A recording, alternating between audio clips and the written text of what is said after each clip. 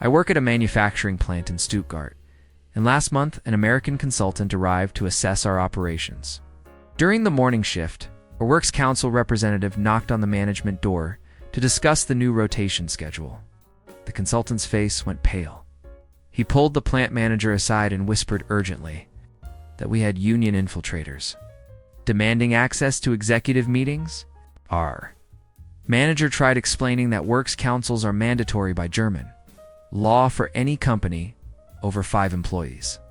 But the American kept insisting this was textbook takeover tactics. He spent the next hour drafting an email to corporate headquarters warning them about Marxist elements embedded in German operations. Works Council rep was simply doing his legally required job of consultation on work schedules. That same week, a different American visited our sister facility in Lyon. She noticed employees taking paid time off for union delegate training and asked if we were subsidizing political activism.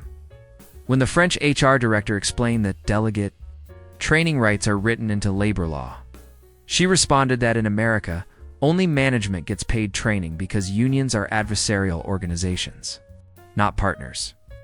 She suggested we eliminate the position entirely to restore proper workplace hierarchy. The HR director had to explained 3 times that firing an elected delegate would result in criminal charges, not just a lawsuit. She finally left muttering about socialist employment protections strangling free enterprise. At our Copenhagen branch, an American exec noticed that 84% of employees belonged to unions and immediately called an emergency meeting. He wanted to know which agitator had organized this coordinated insurgency and demanded we identify the ringleader for termination.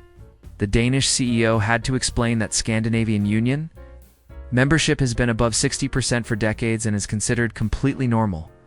The American insisted this level of organization could only result from external communist manipulation and refused to believe workers would voluntarily join unions at such rates without coercion or brainwashing.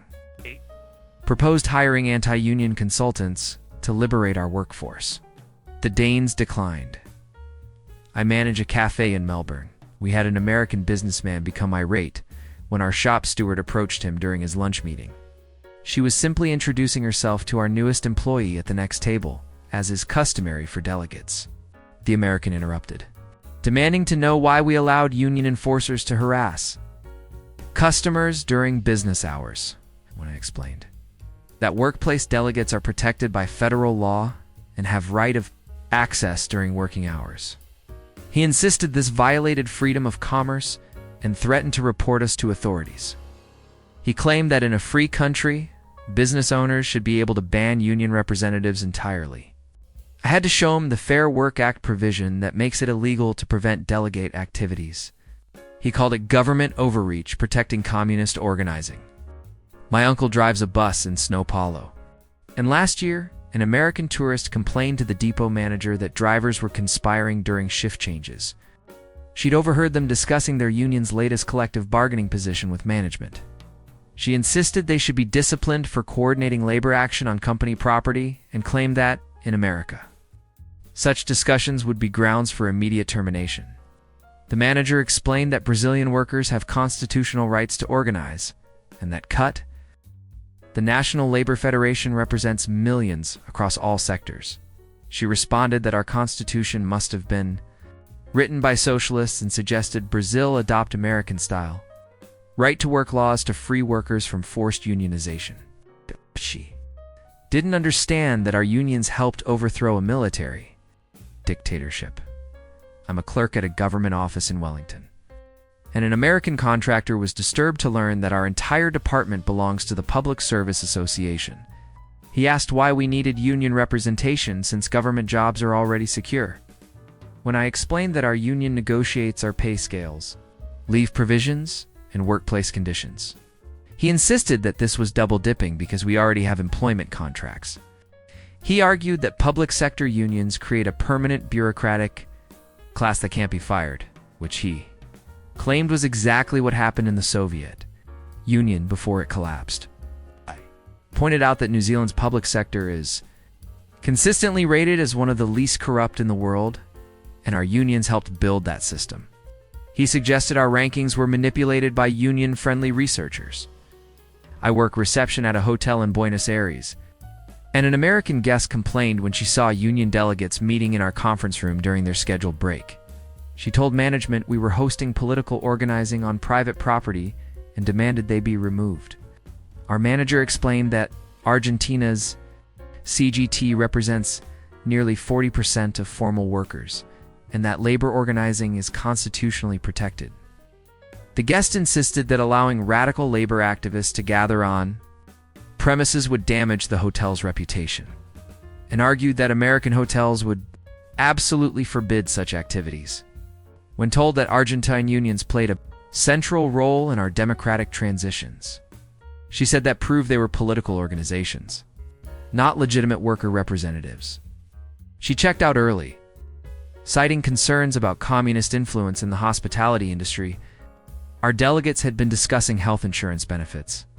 My brother manages a warehouse in Oslo, and an American supplier rep visited last month. During the tour, he noticed that every department had elected health and safety representatives with dedicated office space. He asked why we gave unions their own offices inside company facilities. When my brother explained these aren't union positions, but legally mandated worker representatives, the American insisted there was no functional difference, and claimed this setup gave labor agitators a permanent base of operations within management's own territory. He said in America, safety is management's responsibility, and having worker representatives amounted to letting inmates run the asylum. Norway's workplace safety record is among the best globally. He suggested that's despite the union interference, not because of it. I'm a retail supervisor in Toronto, and an American regional manager was shocked during his first store visit when he learned we had shop stewards. He immediately wanted to know what labor dispute had triggered their formation. I explained that 1/3 of Canadian workers are unionized, and that our store had been organized for 15 years. He kept asking what management had done wrong to invite union involvement, and couldn't accept that workers simply chose representation. He proposed a restructuring plan to phase out unionized positions through attrition and replacement with non-union contractors. When I mentioned that this would violate labor law, he claimed Canadian law was written to favor collective bargaining over individual liberty. He insisted that unions were parasitic organizations that contributed nothing. I showed him data that unionized retail workers earned 15% more and have better benefits. He dismissed it as union propaganda. I work at a call center in Dublin, and we had an American consultant analyze our operations. She was appalled that we have a collective agreement covering break times, shift premiums, and overtime rules. She recommended we eliminate the agreement and move to a will employment where management could adjust terms as business needs demand. When our Irish CEO explained that collective bargaining is standard across Europe, and that our agreement had been negotiated in good faith with our recognized union, she argued that this was precisely why American companies were more nimble and innovative. She claimed that European labor protections were Soviet-era relics that survived the Cold War and predicted that Ireland would lose competitiveness unless we adopted American-style labor flexibility. Our productivity metrics exceeded the American parent companies by 12%. She attributed this to favorable currency exchange rates.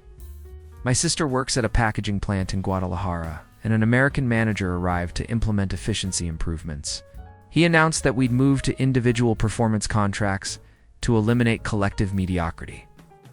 When told that Mexican labor law requires collective contracts for unionized workplaces, he claimed this was why Mexico struggles economically despite NAFTA advantages. He proposed we dissolve our union and rehire everyone as independent contractors, arguing this would liberate workers from collectivist constraints. Plant's union representatives explained that Mexican unions date to the Constitution of 1917 and are deeply embedded in national labor law. He responded that Mexico needed to evolve past revolutionary thinking and embrace modern employment relationships. His efficiency plan was rejected. He returned to Texas claiming we were resistant to change because of socialist indoctrination. Our plant had the highest output in the region. I'm a train conductor in Stockholm, and last month an American railway executive visited to study our operations. During the tour, he learned that our wages and working conditions are set through national collective agreements negotiated between the transport workers, union, and the employers' federation. He insisted this was price fixing and collusion that violated basic market principles. When I explained that 90% of Swedish workers are covered by collective agreements and that this system has created one of the world's most productive economies, he argued that Sweden succeeds in spite of these socialist restraints, not because of them. He claimed that if Sweden adopted American-style individual bargaining, productivity would increase by at least 30%. I pointed out that Swedish workers have higher purchasing power and better work-life balance than Americans. He said we'd been conditioned to accept less ambition. He proposed Sweden abandon sectoral bargaining entirely and adopt right-to-work legislation. Swedish unions have existed since the 1880s.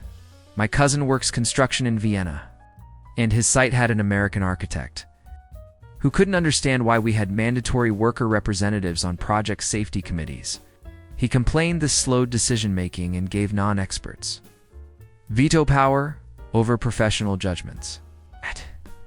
When told that Austria legally requires worker participation in safety decisions, and that this system has made Austrian construction one of the safest in Europe, he insisted that safety was a technical matter, not a democratic one. He argued that American construction firms operated more efficiently because they trusted professionals to make professional decisions without interference from people whose only qualification is union membership. When our site's safety rep flagged a scaffolding issue that the architect had missed, potentially preventing injuries, he begrudgingly admitted the system worked, added that it was still philosophically wrong because it violated management's right to manage. I worked the ticket counter at an airport in Seoul, and we had an American airline consultant who noticed we had union representatives for ground crew, maintenance, and customer service. She asked how we allowed multiple unions to operate simultaneously without jurisdictional warfare and constant strikes when I explained to South Korean labor law permits enterprise unions and that most large companies have them.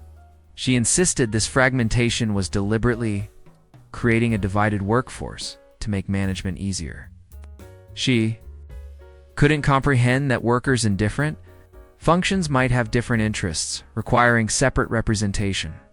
She proposed we consolidate all labor relations under a single management point of contact to streamline negotiations and eliminate redundant representation. Korean unions strongly opposed this plan. She told headquarters that we had a labor relations environment that would be unrecognizable to American managers and recommended they negotiate special exemptions from local labor law as a condition of investment. South Korea's unions help drive democratization. I'm a dock worker in Valencia, and we had an American shipping company executive inspect our port operations. He was stunned that Spanish port workers belonged to strong unions with significant say over work rules and shift assignments. He declared this was why European ports are less efficient than American ones and proposed that we adopt flexible scheduling, where management could assign shifts with 24 hours notice. When our union rep explained that Spanish labor law requires consultation on scheduling changes and that our collective agreement specifies notice periods, he claimed this proved that unions prioritize worker convenience over customer service. He insisted that in a globalized economy, ports that can't offer flexibility will lose business to more competitive locations. I showed him data demonstrating that Spanish ports handle more container volume per worker than most American ports. He dismissed it, saying those numbers don't account for regulatory burden and hidden inefficiencies. He left recommending his company shift operations to non-union ports in developing countries. Our port has operated continuously since Roman times and remains one of the Mediterranean's busiest. My best mate is a factory worker in Auckland, and last week he told me about an American executive who visited their plant.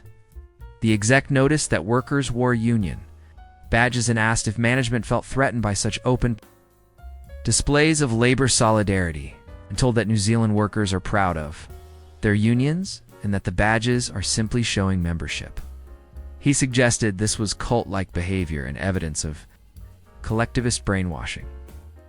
Recommended the company implement policies requiring workers to remove union insignia during work hours to maintain professional neutrality. The factory manager declined, noting that such a policy would violate employment law and create unnecessary conflict. What strikes me most is how Americans consistently interpret normal labor relations as threatening. Works councils in Germany, delegates in Australia, high union density in Scandinavia, these aren't communist plots. They're how democratic societies balance power between employers and workers. The rest of the developed world figured out that organized labor strengthens economies by ensuring workers share in prosperity. Maybe the real question isn't why other countries embrace unions, but why America views basic worker rights as dangerous ideology.